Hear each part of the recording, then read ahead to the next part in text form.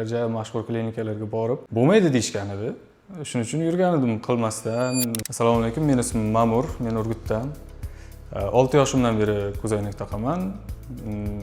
Yoshligimda shuni menga yozib berishgan. Oldin +7 bo'lgan ko'zlarim.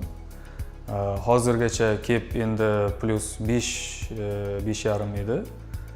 Operatsiya qildim mana shu klinikada. Bo'ldi, hozir juda tiniq ko'ryapman. Bilmadim necha, hozir endi shu 0 ga tushdi menimcha. Yana ham 1 oydan keyin menimcha aniqroq bo'ladi. Hozir keyinroq yana bir kelasiz deyishdi.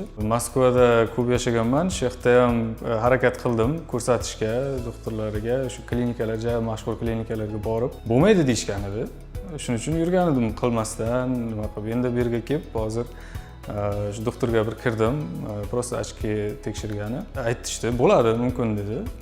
Rostdan ham bo'lar ekan. Operatsiya o'zi juda ham tez bo'ldi. Hech qanaqa og'riq yo'q, hech narsani sezmadim. Prosta bo'ldi. Birpasda shik-shik, menimcha bir 10 minutda chiqib ketdim shu yerdan.